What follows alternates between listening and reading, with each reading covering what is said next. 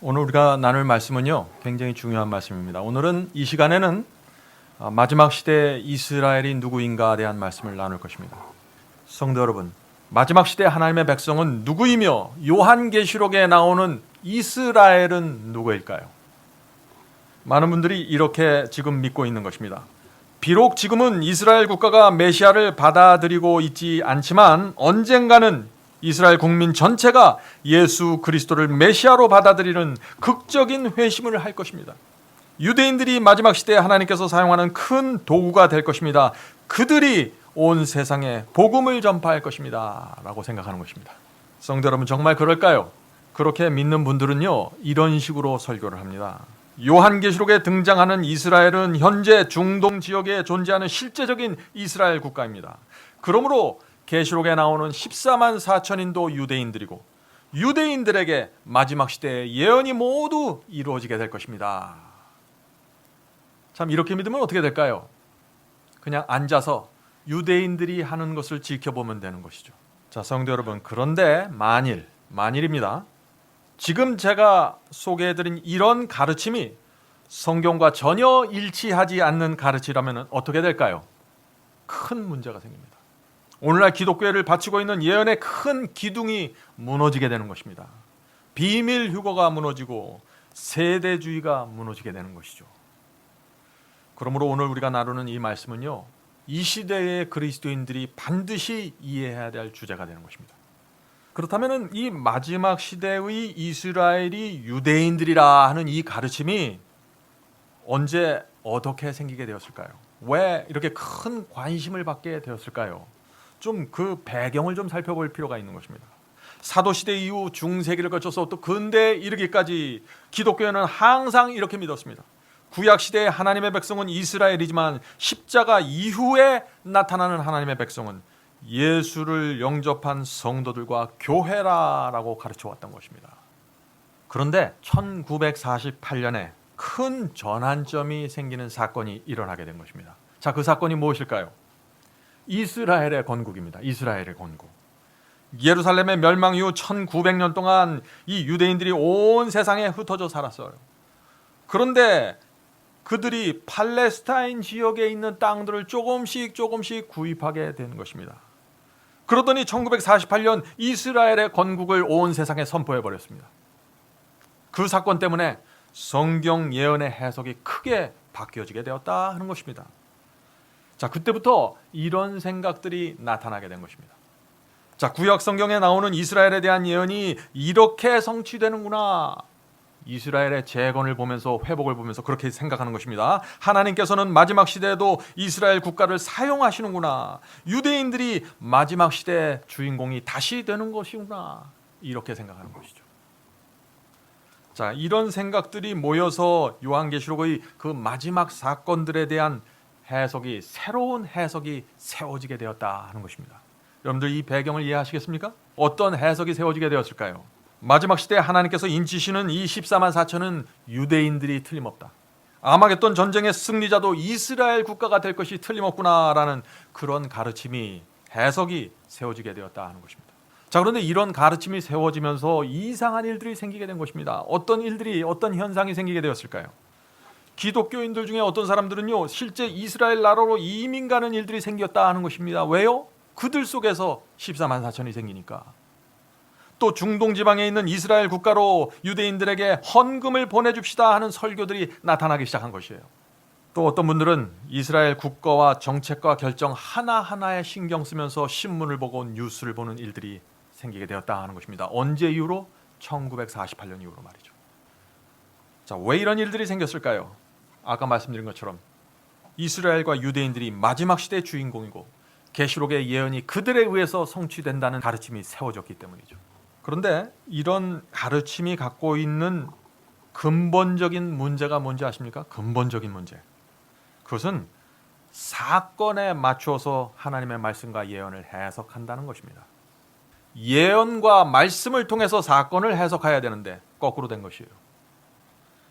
이스라엘이 재건되기 전에는 이런 가르침이 전혀 없었습니다. 그런데 1948년에 이스라엘이 국가로서 세워지면서 갑자기 성경 예언을 그 사건에 맞춰서 재해석하기 시작했다, 그런 것입니다. 성경 예언을 이렇게 사건 중심으로 이렇게 저렇게 해석하면 어떤 문제가 생길까요? 처음에는 그럴듯하게 보입니다, 이게. 그런데 결국에는 성경의 그 기둥과 같은 성경절들과 정면으로 충돌하게 됩니다. 그래서 큰 문제가 드러나게 되는 것이죠. 성도 여러분, 그래서 우리가 어떤 가르침을 받아들이기 전에 먼저 성경 말씀과 성경 전체에 나타나는 말씀들과 비교해서 살펴보는 일들이 반드시 필요하다 하는 것입니다. 한쪽에서 나오는 말만 듣지 말고 이 가르침이 성경 전체와 어떻게 조화를 이루는지 살펴보는 일을 해야 된다 하는 것입니다. 자, 먼저 제가 결론을 말씀드리죠. 결론부터 말씀드리면 이 유대인들이 14만 4천이고 유대인들이 마지막 시대 복음 전파의 주인공이 될 것이다 하는 이 가르침은요, 빗나간 해석입니다. 자, 그럼 이제부터 이 가르침이 어디서 어떻게 엇나가게 됐는지, 빗나가게 됐는지 살펴보도록 하겠습니다. 먼저 유대 민족의 역사를 좀 살펴볼 필요가 있어요. 유대 역사는요, 배도와 불순종의 역사였습니다. 그럼에도 불구하고 하나님께서 각 시대마다 그들에게 선지자들을 보내주셨죠. 호소했습니다. 돌아오라고, 회개하라고, 우상 숭배를 버리라고 호소하셨습니다.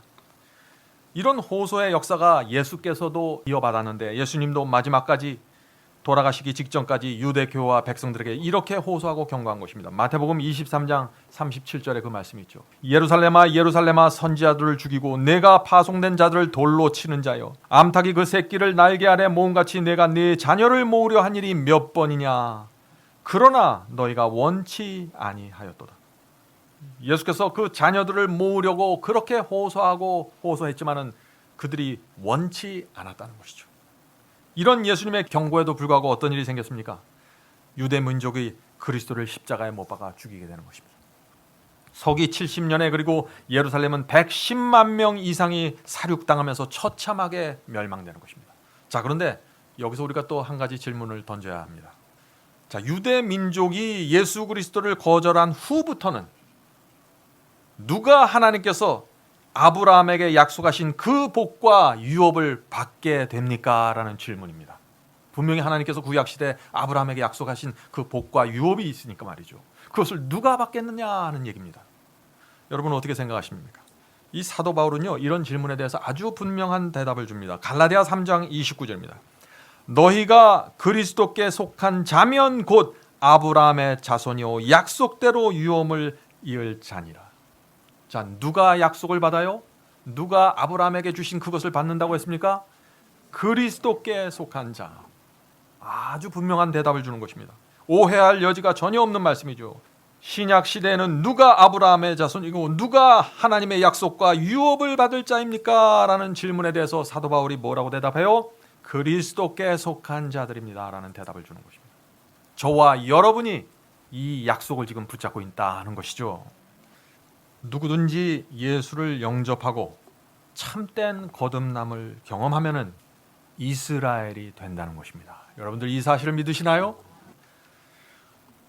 유대인과 이스라엘에 대한 이 사상은요, 이 바울이 갖고 있는 사상은 아주 단순하고 분명합니다. 오늘 제가 그 말씀을 강조하려고 하는 것입니다. 자, 이 말씀을 잘 들어보시기 바랍니다. 로마서 2장 28절과 29절입니다. 대저 표면적 유대인이 아니요 표면적 육신의 할례가 아니라 오직 이면적 유대인이 유대이며 할례는 마음에 할지니. 자, 이 말씀이 무슨 뜻이죠? 피부와 몸이 유대인이라고 해서 이스라엘이 되는 것이 아니라는 것입니다. 할례를 받아야 유대인이 되는 것이 아니라는 뜻이죠. 피부와 혈통이 중요했던 것은 모두 구약시대에 지나간 얘기라는 것입니다. 자, 그렇다면 신약시대는 어떤 사람들이 이스라엘이 된다는 것일까요? 신약시대는 말이죠. 바울은 이면적 유대인이라고 그랬습니다. 이면적, 다시 말해서 마음이 유대인이야 진짜 유대인이라는 것입니다. 마음의 할례를 받은 사람들이 진짜 이스라엘이라는 것입니다. 자, 이스라엘이라는 단어, 이스라엘이 무슨 뜻입니까? 이스라엘이라는 단어가 이기는 자라는 뜻이죠. 이스라엘은 하나님께서 야곱에게 주신 새 이름이었습니다. 야곱은 속이는 자로 그의 인생을 시작했습니다. 야곱이라는 뜻은 속이는 자라는 뜻입니다. 그런데 이 야곱이 야복강에서 이기는 자가 되었습니다. 야복강 앞에서 하나님께서 그에게 이기는 자, 이스라엘이라는 이름을 주신 것입니다. 그 말씀이 창세기 32장에 나오죠. 창세기 32장 28절입니다. 그 사람이 가로되 내 이름을 다시는 야곱이라 부를 것이 아니요 이스라엘이라 부를 것이니 이는 내가 하나님과 사람으로 더불어 겨루어 이기었음이니라. 분명하지 않습니까? 성도 여러분, 신약 시대는 누구든지 복음을 통해서 죄와 세상을 이기는 경험을 하면은 그 사람들이 이스라엘이라 하는 것입니다. 여러분들도 이 경험 속에 들어가 있으면 여러분들이 바로 이스라엘이 되는 것입니다. 요한계시록 후반부에 나오는 모든 이스라엘에 대한 예언과 약속이 바로 여러분 속에서 이루어지게 되는 것입니다. 그래서 십자가 이후에는 마음의 할례를 받는 성도들이 이스라엘이라 하고 바울이 말하는 것이죠. 자, 그렇다면 이 마음의 할례를 받는다는 것이 어떤 경험일까요? 자, 육체의 할례가 뭐죠? 육체의 할례는 몸의 일부가 떨어져 나가는 것이죠. 그런데 마음의 할례를 받을 때는 마음에서 그런 일이 생긴다는 것입니다. 마음에서 죄와 세속이 떨어져 나간다는 것이죠. 그것이 마음의 할례를 받는 경우입니다. 그들이 바로 이스라엘이라는 것입니다. 자, 그러므로 마음의 할례가 뭡니까? 성령을 통해서 참된 회개와 거듭남을 경험하는 것입니다. 그런 경험을 하는 사람들이 신약 시대의 이스라엘이고 마지막 시대의 유대인들이다 하는 것이죠. 성도 여러분, 바로 이 마음의 할례를 받는 경험, 이 사람들을 통해서 하나님께서 요한계시록에 나오는 마지막 예언들을 성취시킨다는 것입니다. 굉장히 중요한 얘기죠. 그러므로 십자가 이후부터 지금까지 하나님께서는 교회를 세우시고 새로운 영적 이스라엘을 인도해 오고 계시는 것입니다. 구약 시대는 육적인 이스라엘이죠. 눈에 보이는 이스라엘 국가였습니다. 그러나 십자가 이후부터는 교회와 마음의 할례를 받는 새 언약 속에 들어간 그리스도인들을 통해서 예언과 약속을 이루시고 예언을 성취시킨다 하는 것입니다. 자, 바울의 말씀을 또 들어보시기 바랍니다. 바울의 말씀입니다. 로마서 9장 8절입니다. 곧 육신의 자녀가 하나님의 자녀가 아니라, 육신의 자녀가 하나님의 자녀가 아니라, 자, 이 말씀이 무슨 뜻인가요? 유대인의 육신을 가지고 태어났다고 해서 하나님의 자녀가 되는 것이 아니라 하는 것입니다. 신약 시대는 계속해서 읽어보죠. 오직 약속의 자녀가 씨로 여기심을 받느니라. 얼마나 분명한 말씀입니까? 신약 시대는 아브라함과 이삭의 자손으로 태어났다고 해서 이스라엘이 되는 것이 아니라는 것이죠. 바울은 오직 믿음으로 그리스도를 영접하고 구원의 약속을 받는 사람들이 이스라엘의 씨로 여기심을 받는다고 지금 말하고 있는 거 아닙니까? 분명한 말씀 아니에요? 자, 그래서 사도 바울이 어떤 이야기를 하는 것입니까? 이제는 내가 유대인들을 떠나서 이방인에게 가겠다라고 선언한다는 것입니다. 자, 그 말씀이 어디 있나요? 사도행전 13장 46절이죠. 하나님의 말씀을 마땅히 먼저 너희에게 전할 것이로되 너희가 버리고 영생 얻음에 합당치 않은 자로 자처하기로 우리가 이방인에게로 향하노라. 이 말씀이 무슨 뜻입니까? 유대민족이 메시아를 죽이고 복음을 거절했기 때문에 이제는 이스라엘을 떠나서 유대인들을 떠나서 이방인을 향해서 나가서 그들을 위해서 내가 복음을 전파하겠다는 것입니다. 이방인의 시대가 열린 것입니다. 그러므로 이 바울이 생각하는 이스라엘은 아주 단순합니다. 누구든지 그리스도의 복음을 받아들이고 마음의 할례를 받는 경험을 하면은 뭐예요? 이스라엘이 된다는 것입니다. 자, 이 말씀을 좀 잘 들어보시기 바랍니다. 갈라디아 6장 15절 16절입니다. 할례나 무할례가 아무것도 아니로되, 할례를 받든지 안 받든지 중요한 것이 아니라는 것입니다. 오직 새로 지으심을 받은 자뿐이니라. 자, 새로 지으심을 받은 자가 누구인가요? 여기서 회개하고 중생한 그리스도인 아닙니까? 십자가 복음을 받아들인 이방인들 아닌가요? 거듭난 성도들을 말하는 것입니다. 계속해서 읽어보죠. 무릇 이 규례를 행하는 자에게와 하나님의 이스라엘에게 평강과 긍휼이 있을지어다. 바울이 여기서 무엇을 말하고 있습니까? 육신의 할례와는 상관없다. 오직 거듭난 그리스도인이 하나님의 이스라엘이다 라고 말하는 건 아니에요. 성도 여러분, 이것이 바울의 사상입니다. 바울의 사상은 아주 분명하죠. 전혀 혼돈할 것이 없습니다. 정리해 볼까요? 바울은 로마서 2장에서 마음의 할례를 받는 사람들이 이스라엘이라고 했습니다. 또 로마서 9장에서는 오직 그리스도를 믿음으로 약속을 받은 자녀가 이스라엘이라고 했습니다. 갈라디아 3장에서는 누구든지 그리스도께 속한 자면 이스라엘이 된다고 말했습니다. 또 갈라디아 6장에서는 성령으로 거듭난 성도들이 하나님의 이스라엘이라고 한 것입니다. 성도 여러분, 구약 시대는 하나님께서 유대 민족을 택해서 진리를 그들 속에 보관하시고 구원의 도를 전하도록 섭리하셨습니다. 그러나 유대 민족이 끝까지 그리스도와 복음을 거절하자 그들을 통해서 이루려고 했던 그 하나님의 계획이 교회로 옮겨지게 된 것입니다. 교회를 통해서, 다시 말해서 그들을 영적 이스라엘로 삼으셔서 그들을 통해서 하나님의 마지막 계획이 이루어지는 것입니다. 그래서 저와 여러분이 그 부르심을 받고 이 자리에 나와 있는 것입니다. 그래서 계시록에서 14만 4천인을 말할 때 이스라엘을 언급하는 것입니다. 어떤 이스라엘이요? 영적 이스라엘을 말한다는 것입니다.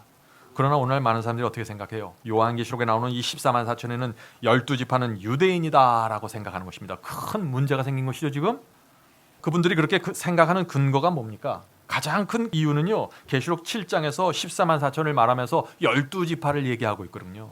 그래서 오해하게 되는 것입니다. 그래서 많은 사람들이 이렇게 얘기하는 것이에요. 사도 요한이 14만 4천에는 이스라엘의 각 지파에서 12,000명씩 나온다고 했지 않습니까? 요한계시록 7장에서 말하죠. 그러니까 이 14만 4천은 유대인들이 될 수밖에 없는 것입니다 라고 생각하는 것입니다. 자, 그러면 이제 이 해석이 갖고 있는 세 가지 문제를 제가 말씀드리도록 하겠습니다. 자, 첫 번째 문제는 무엇인가? 첫 번째 문제는요, 계시록 7장에 나오는 이 12지파와 창세기에 나오는 12지파의 이름이 다릅니다. 그것이 중요합니다. 이름이 달라요. 왜 다를까요? 뭔가 차이가 있다는 것이죠. 계시록에 나오는 12지파에는 구약 시대의 12지파에서 에브라임과 단 지파가 빠지고 다른 지파가 대신 그 자리를 들어갔습니다. 자, 그러면은 왜 사도 요한은 창세기에 나온 그 12지파에서 왜 에브라임 지파를 뺐을까요? 왜 단 지파를 뺐을까요? 에브라임을 뺀 이유는 이것입니다. 에브라임은 우상 숭배로 이스라엘을 배도로 이끌어간 아주 대표적인 지파입니다. 이스라엘의 큰 배도가 일어날 때마다 그 속에 에브라임이 있었던 것입니다. 또 이 에브라임은 북방 이스라엘의 초대왕 여로보암이 속했던 지파입니다. 그러므로 이 사도 요한은 에브라임 지파처럼 마지막 시대 배도와 우상 숭배에 빠진 사람들은 마지막 시대의 14만 4천에 들어갈 수 없다는 것을 경고하고 있는 것입니다. 자, 그렇다면 단지파는 왜 계시록에 나오는 이 12지파에서 빠졌을까요? 단지파의 이름이.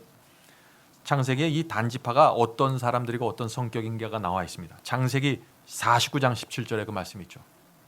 단은 길뱀이요 첩경의 독사리로다. 말굽을 물어서 그 탄자로 뒤로 떨어지게 하리로다. 이것이 단지파의 성격이에요. 뒤에서 몰래 뱀처럼 와서 다른 사람의 약점을 무는 사람들, 뱀처럼 간교하게 다른 사람을 걸고 넘어뜨리는 사람들, 자기의 책임을 은밀히 다른 사람들에게 넘겨버리는 사람들, 이런 사람들은 어떻게 해요? 마지막 14만 4천인에 들어갈 수 없다 하는 것입니다. 사도 요한의 경고입니다. 이것은. 그래서 창세기에 나오는 12지파에서 이 두 지파의 이름이 빠져버린 것이죠. 새로운 지파가 그 자리를 대신 차지한다는 것입니다. 자, 두 번째 문제는 이스라엘이 건국되었다고 할지라도 12지파의 혈통과 가문은 전혀 복원될 수 없는 것입니다.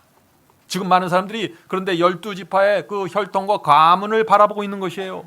복원될 수 없는 것입니다. 왜 그럴까요? 구약 시대의 이스라엘은요, 우상 숭배와 배도에 빠져서 어떻게 됐어요? 북방 이스라엘과 남방 유다로 나누어졌습니다. 그런데 이 12지파 중에서 10지파가 어디로 갔나요? 북방 이스라엘로 갔습니다. 근데 이 북방 이스라엘은 기원전 720년에 아시리아에 의해서 멸망당했습니다. 그때 뿔뿔이 흩어져 버렸습니다. 그때 이후로 다시 그들은 고향 땅으로 돌아오지 못했습니다. 이 10지파는요, 지금 어디서 무엇을 하는지조차 확인할 수 없는 것입니다. 2700년이 그때로부터 지나갔습니다. 지금 어떻게 그들의 가문과 혈통을 찾을 수 있을까요? 흔적도 없습니다. 요한계시록에 나오는 12지파는 유대인의 12지파가 아니라 하는 것이죠. 남방 유다도 마찬가지입니다. 남방 유다에는 두 지파가 있었죠. 그들은 예수 그리스도를 십자가에 못 박은 장본인들입니다. 서기 70년에 로마 군대에 의해서 완전히 멸망당했습니다. 2000년 동안 그들은 수많은 나라들로 흩어졌습니다. 러시아와 유럽 전체로 말이죠. 미국으로, 남미로 수많은 나라들로 흩어졌는데 그들이 그 나라들에서 살면서 2000년 동안 여러 민족과 결혼하면서 살아온 것입니다.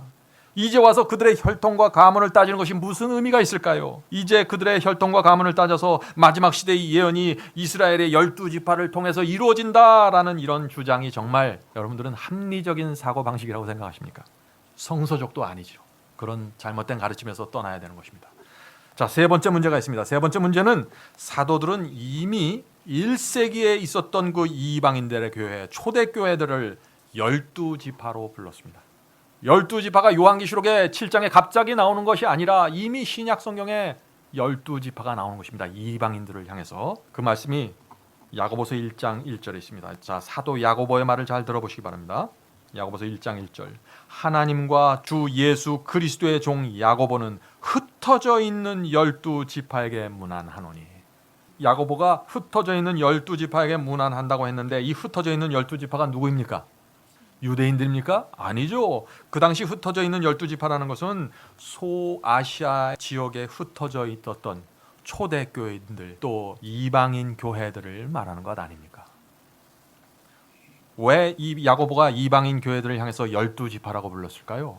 구약시대 12지파에게 주어진 그 하나님의 약속과 유업이 이방인들 교회 초대교회로 그대로 넘어왔기 때문에 그들을 12지파라고 불렀던 것입니다. 얼마나 분명합니까? 그런데 이 사실을 모르면 어떻게 돼요?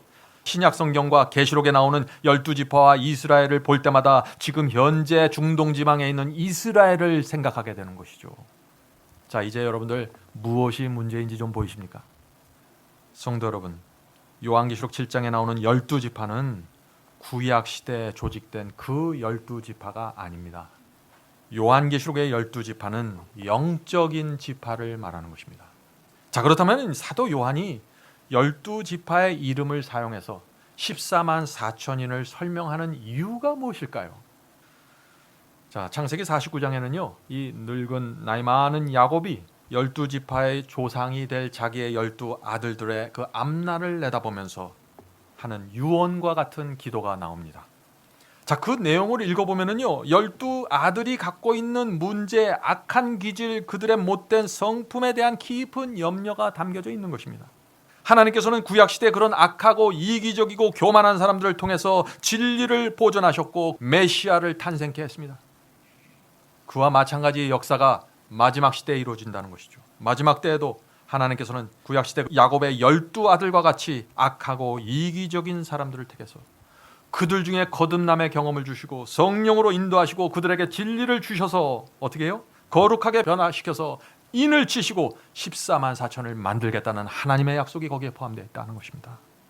그래서 사도 요한이 12지파의 이름을 사용해서 14만 4천을 설명하고 있다는 것이죠.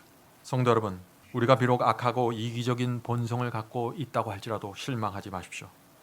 예수의 복음이 우리를 변화시키는 것입니다.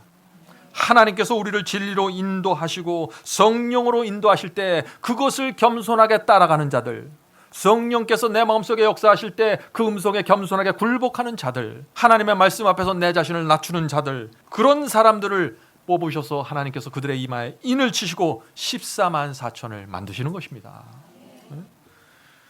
예수께서는 그래서 유대 민족에게 강력한 경고를 했던 것입니다. 왜냐하면 그들의 영원한 운명이 결정됐기 때문에 그런 것이죠. 자, 마태복음 21장 43절에 이 말씀이 있습니다. 그러므로 내가 너희에게 이르노니 하나님의 나라를 너희는 빼앗기고, 너희는 유대인들입니다. 너희는 빼앗기고 그 나라의 열매 맺는 백성이 받으리라. 자, 이 말씀이 무슨 뜻입니까? 유대 민족은 결국 그들의 자리를 빼앗길 것이고 회개의 열매를 맺는 새로운 백성이, 새로운 교회가 그들의 자리를 채우게 될 것이다 하는 것이죠. 이 말씀이 정확하게 성취되었습니까? 그렇습니다. 말씀 그대로 유대인들은 멸망당했고 그리스도를 영접한 이방인들이 신약 시대의 주인공이 된 것입니다. 저와 여러분이 이방인으로서 지금 주인공의 자리를 지키고 있다는 것이죠. 마태복음 21장에도 동일한 말씀이 있습니다. 마태복음 21장 19절입니다. 길가에서 한 무화과 나무를 보시고, 여기서 무화과 나무는 유대 국가를 상징하는 것입니다. 길가에서 한 무화과 나무를 보시고 그리로 가사 잎사귀밖에 아무것도 얻지 못하시자. 열매가 없다는 것이요, 잎사귀만 무성하다는 것입니다. 나무에게 이르시되 이제부터 영원토록 내게 열매가 맺지 못하리라 하시니. 자, 유대 국가가 얼마나 길게 열매를 맺지 못한다고 했나요? 여기서 영원토록. 마지막 시대에 다시 열매가 나오나요? 아닙니다. 영원토록, 예수께서 재림하실 때까지. 계속해서 읽어보죠. 이제부터 영원토록 내가 열매를 맺지 못하리라 하시니 무화과 나무가 곧 마른지라. 얼마나 분명합니까? 예수님의 이 예언처럼 유대 국가는 지난 2000년 동안 구원의 열매를 맺지 못했습니다. 앞으로도 영원히 맺지 못하게 될 것이죠. 성도 여러분, 더 이상 유대인들은 하나님의 선택된 백성이 아닙니다. 더 이상 이스라엘 국가를 바라보면서 거기서 무슨 일이 생기나 쳐다보지 마시기 바랍니다. 아무 의미 없는 일입니다. 하나님께서는 12제자를 통해서 초대교회를 세우셨고 중세기를 지나면서 지금까지 2000년 동안 교회를 통해서 하나님의 성도들을 통해서 진리를 보존하셨고 복음을 전파해 오셨던 것입니다. 앞으로도 그렇게 하실 것입니다. 앞으로도 교회를 통해서 진리를 보존하시고 온 세상에 복음을 전파하게 될 것입니까? 누구를 통해서요?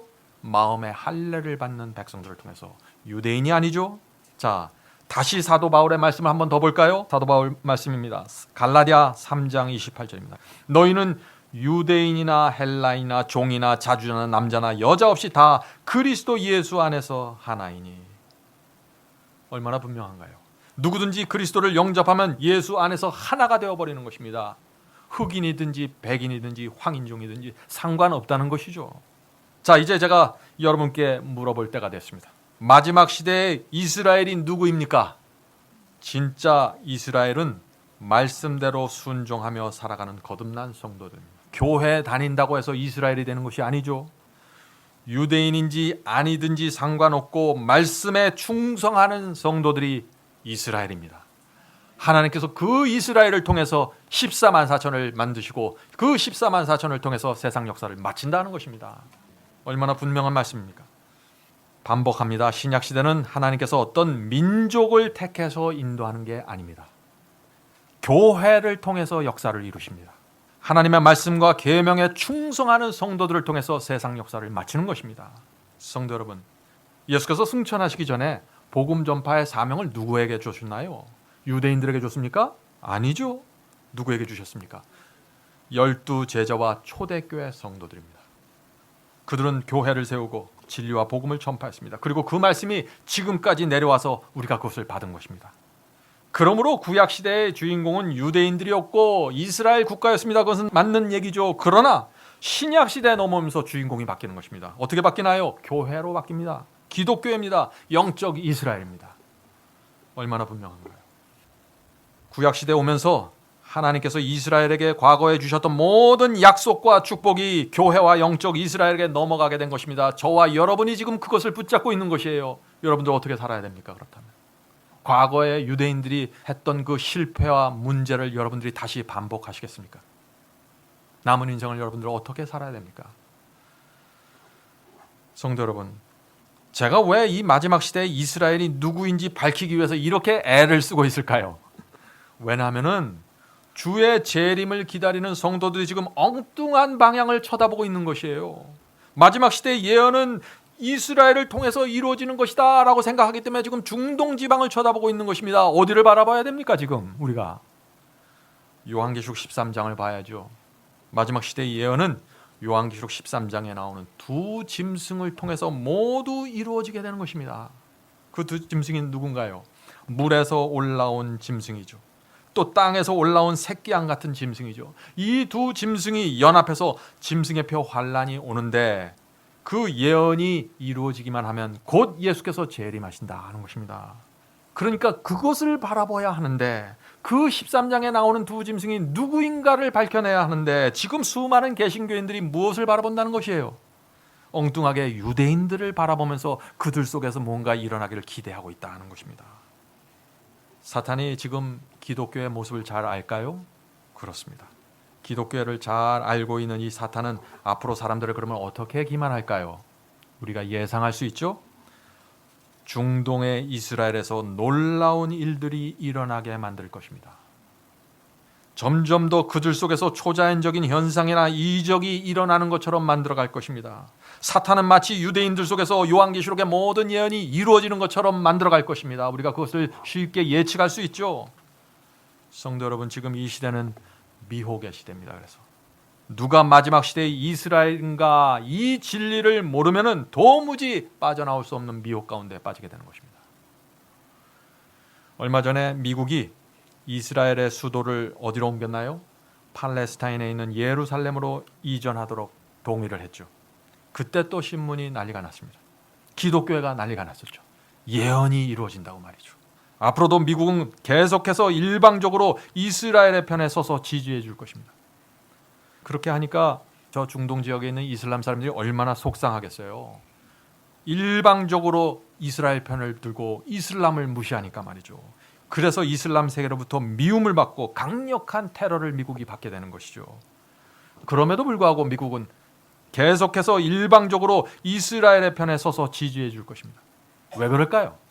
왜 그렇게 미국이 이스라엘에 매달릴까요?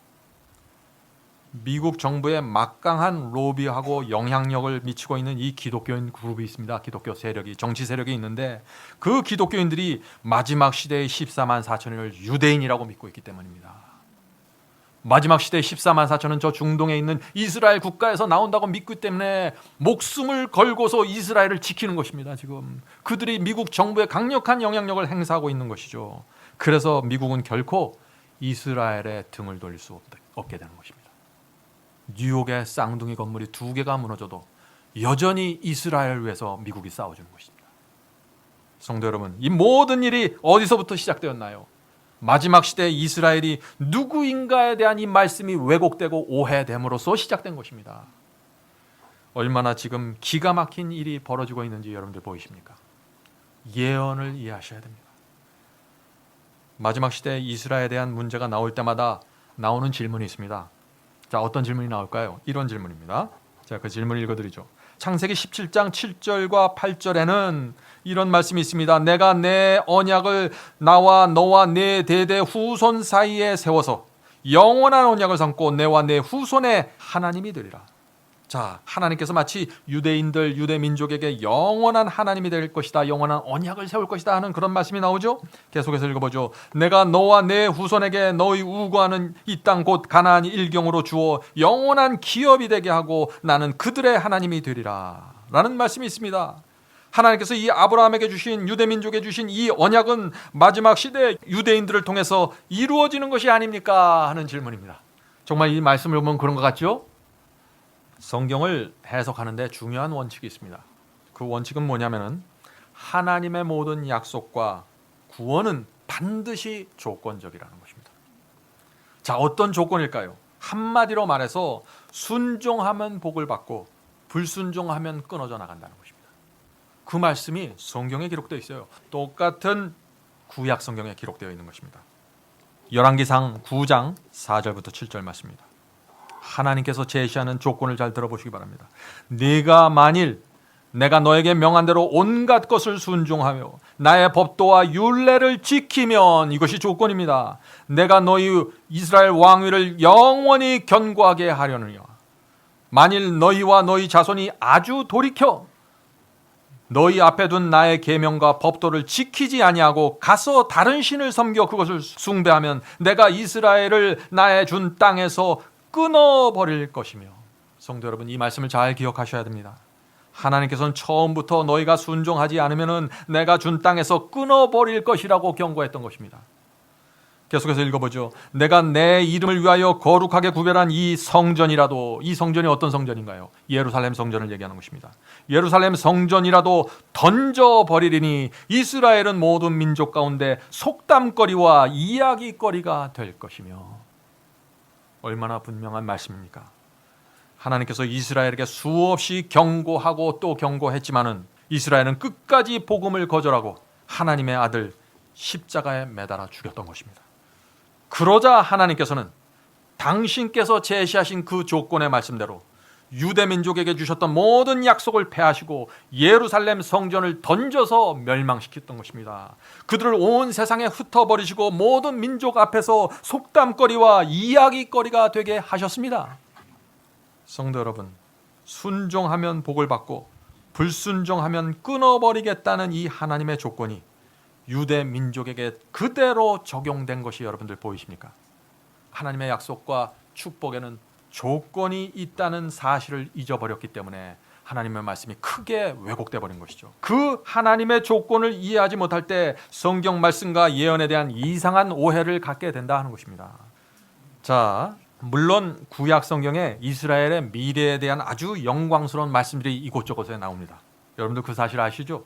이스라엘에 대한 하나님의 그 영광스러운 약속이 있습니다. 우리 모두 그 말씀을 잘 압니다. 그러나 동시에 그것만 보면 안 되는 것이에요. 그러나 동시에 하나님의 약속과 축복에는 분명한 조건이 있다는 사실을 기억해야 된다는 것입니다. 성도 여러분, 한번 생각해 보세요. 하나님께서 구약시대에 이스라엘을 영광스럽게 하겠다 약속하셨기 때문에 그들이 아무리 배도하고 아무리 반역할지라도, 심지어 그들이 하나님의 아들을 죽이고 복음을 거절할지라도 한 번 약속했기 때문에 무조건 그 약속을 지켜야 된다라고 가르치는 그 주장이 정말 성경적입니까? 합리적입니까? 그럴 수가 없는 것이죠. 여러분들도 그렇게 하지 않지 않습니까? 여러분은 여러분의 자녀가 불순종하고 반역하고 심지어 부모를 죽이기까지 했는데 자녀에게 약속한 그 축복과 유산을 그대로 물려줍니까? 물려준다면 그 패역한 자녀들이 부모가 물려준 그것을 잘 사용할 수 있을까요? 성도 여러분, 다시 말씀드리지만 하나님의 약속이 이루어지는 한 가지 조건이 있는데 그것은 순종입니다. 순종하지 않는 자에게 구원이 이루어지지 않습니다. 하나님께서 주신 말씀과 진리 그대로 따라가는 자들이 그 약속과 복을 받는 것이죠. 비록 한번 구원받았고 복을 받았을지라도 배도하고 진리를 버리면 하나님께서 주신 모든 복과 구원은, 약속은 잃어버리게 되는 것입니다. 순종하지 않고 진리를 따라가지 않는 자들에게 보장된 것은 아무것도 없습니다. 그것이 성경 전체가 주는 메시지입니다. 오늘날 팔레스타인에 있는 이스라엘 백성들, 유대인들이 어떤 사람들입니까? 그들은 예수님을 믿지 않습니다.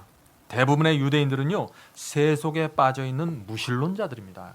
여러분들 이스라엘에 살면 다 하나님을 믿는다고 생각하죠? 그렇지 않아요. 대부분의 사람들은요, 무신론자들이에요. 그들에게는 유대교회가 신앙이 아니라 하나의 문화이고 전통입니다.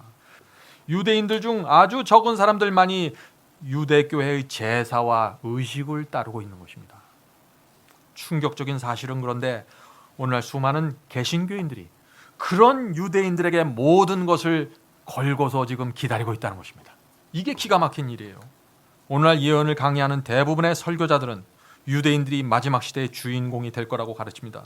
또 유대인들이 14만 4천이 되고 유대인들이 아마겟돈 전쟁에서 승리할 것이라고 설교합니다. 그 설교를 수많은 사람들이 지금 받아들이고 있는 것입니다. 자, 그런데 그런 가르침을 받아들이면 어떻게 될까요? 마지막 시대의 예언 성취와 이 교회가 아무런 상관이 없게 되는 것입니다. 요한계시록의 예언과 마지막 시대의 교회가 아무런 상관이 없게 되는 것입니다. 그저 우리는 뒷짐을 주고 저 중동 지방에 있는 유대인들이 잘해주기만을 기도하면 되는 것이죠. 지금 그런 일들이 벌어지고 있다는 것입니다. 요한계시록에 기록된 마지막 시대의 모든 예언들이 나와는 아무런 상관이 없게 되는 것입니다. 그 잘못된 가르침을 받으면 말이죠. 성도 여러분, 이제 교회 안에서 움직이는 사탄의 기만이 보이시나요? 사탄이 무엇을 하길 원하는지 보이십니까? 사탄은 지금 개신교회 전체를, 기독교 전체를 마지막 시대에 하나님께서 이루려고 하는 그 예언과 완전히 분리시키려고 움직이고 있는 것입니다. 조심하셔야 됩니다. 말씀을 정확하게 파고 헤쳐야 되는 것입니다. 이스라엘이 누구인지 모르면은요, 완전히 암흑 속에 들어가는 것입니다. 그것이 이 시대의 지금 형편이다 하는 것이죠. 자, 마지막으로 중요한 문제 하나를 살펴보고 마치도록 하겠습니다. 구약 성경에 나오는 이스라엘의 역사는 반역과 불순종의 역사죠. 하나님께서는 그들을 돌이키기 위해서 70년 동안 바벨론의 포로로 붙잡혀가서 노역을 하도록 허락하실 수밖에 없었습니다. 그들을 회개하게 하기 위해서 말이죠. 그때 예레미야와 에스겔과 같은 선지자를 보내셔서 어떤 예언을 주셨나요? 예루살렘이 장차 회복될 것이며 70년 후에 회복될 것이며 황무지가 꽃을 피울 것이며 사막에서 물이 흐를 것이라고 예언했던 것입니다. 어디에서요? 에스겔서와 예레미야서에서. 하나님께서 왜 그런 예언을 주셨을까요? 이스라엘 사람들이 실망하지 않도록 사랑하셔서 그 말씀을 주신 것입니다. 이스라엘이 70년간 바벨론에서 노예로 고된 삶을 살지라도 결국에는 다시 예루살렘으로 돌아가서 성전을 회복할 수 있다는 희망을 주기 위해서 그 예언을 주신 것입니다. 그런데 그 예언을 갖다가 지금 1948년에 건국된 이스라엘에게 지금 적용시키고 있는 것입니다. 무엇이 문제인지 보시나요? 예레미야서와 에스겔서의 예언은 2600년 후에 재건될 이스라엘 국가에 대한 예언이 아니었다는 것입니다. 그것은 착각이었다는 것이죠. 그럼에도 불구하고 1948년 이스라엘이 건국되자 어떤 일이 생겼나요? 그 예레미야서와 에스겔서에 있는 그 말씀들을 가져다가 이스라엘 국가에 적용하면서 설교하는 일들이 생겼다 하는 것이죠. 그래서 이스라엘이 아락과의 6.1 전쟁에서 승리하자 어떻게 됐습니까? 난리 났어요. 기독교에서. 예언이 이루어졌다는 것이죠. 사막에서 물을 끌어들여서 농사를 잘 짓고 황폐한 땅에서 나무를 기르니까 또 뭐라고 얘기했습니까? 예레미야서, 에스겔서의 예언이 또 이루어졌다라고 설교하기 시작한 것이죠. 어떻게 설교했습니까? 이렇게 설교하는 것입니다. 자, 여러분들 보십시오. 구약시대 선지자들의 예언이 지금 유대민족 중동지방에서 다시 정확하게 성취되고 있습니다. 성도 여러분, 그런 설교는 완전히 길을 잃어버리게 만드는 설교입니다. 예레미야와 에스겔이 이스라엘의 회복을 예언했고 소망을 말했던 것은 사실이죠. 그러나 그들의 예언은 70년 동안 바벨론의 포로로 잡혀갔던 유대인들이 다시 예루살렘으로 돌아올 것을 예언하는 말씀이었습니다. 그렇지 않습니까? 에스겔서와 예레미야서에 나오는 이 예언은요, 이미 오래전에 성취되었습니다. 구약시대에 이미 다 성취된 것이죠. 이 예언대로 아닥사스다 왕 7년에 어떤 명령이 내려집니까? 예루살렘 성을 중건하라는 명령이 내려졌잖아요. 그 명령에 따라서 유대인들이 예루살렘으로 돌아가서 그들의 성을 다시 재건축했습니다. 그래서 예루살렘이 다시 황무지에 꽃이 피게 되었고 사막에 물이 흐르는 역사가 이미 이루어졌던 것입니다. 성도 여러분, 이제 모든 것이 분명하지 않습니까? 자, 그런데 아직 한 가지 또 살펴볼 게 있습니다. 교회 다닌다고 해서 모두 영적 이스라엘이 되는 것은 아닙니다. 착각하면 안 되겠죠? 예수를 믿는다고 다 이스라엘이 되는 것은 아니라는 것입니다. 열매 맺는 백성이 되어야 합니다. 유대 민족도 그들이 성경을 갖고 있었고 수많은 선지자와 예언을 갖고 있었어요. 그런데 순종하지 않고 회개의 열매가 없었으니 어떻게 됐어요? 끊어져 나간 것입니다. 멸망당한 것이죠. 이런 하나님의 조건은 오늘날 우리에게도 정확하게 그대로 적용된다는 것입니다. 사도 바울이 초대교회에게 했던 경고를 들어보세요. 로마서 11장 20절부터 21절. 옳도다 저희는 유대민족이 옳도다 저희는 믿지 아니함으로 꺾이우고 너는 초대교회는 믿음으로 섰느니라. 높은 마음을 품지 말고 도리어 두려워하라. 하나님이 원 가지들도 아끼지 아니하셨은즉 너도 아끼지 아니하리라. 이 말씀이 무슨 뜻입니까? 하나님께서 원래의 가지였던 그 유대 민족도 복음을 순종하지 않을 때 아끼지 않고 버리셨는데 이방인들도 순종하지 않으면 버릴 것이라는 말씀 아닙니까? 이 말씀이. 성도 여러분, 우리가 이제 이스라엘이 되어야 하는 것입니다. 그냥 교회 다니는 교인으로 만족하는 것이 아니라 하나님께서 불러 모으시는 참 이스라엘이 되어야 하는 것입니다. 순종하는 성도, 회개의 열매를 맺는 성도, 그들이 마지막 시대 이스라엘이 되는 것입니다. 그들 중에 하나님께서 14만 4천을 부르셔서 인을 치시고 세상 역사를 마치는 것입니다. 그래서 저와 여러분이 지금 이 자리에 있는 것이죠. 성도 여러분, 마지막 시대의 이스라엘이 누굽니까? 유대인들입니까? 아니면 하나님의 말씀과 계명에 충성하는 성도들인가요? 이 질문에 대한 대답은 여러분이 하셔야 됩니다. 이제 성령께서 여러분의 마음속에 진리가 무엇인지 새겨주시길 제가 간절히 바라면서 말씀 마치겠습니다. 하늘에 계신 아버지, 주여 오늘 저희 속에 오셔서 하나님을 보여주시고 당신을 붙잡게 도와주시옵소서. 하늘에 계신 아버지, 저희의 교만과 저희의 편견을 내려놓고 저희 속에서 조용히 들려오는 하나님의 음성을 붙잡게 도와주시옵소서. 예수님의 이름으로 간절히 기도합니다. 아멘.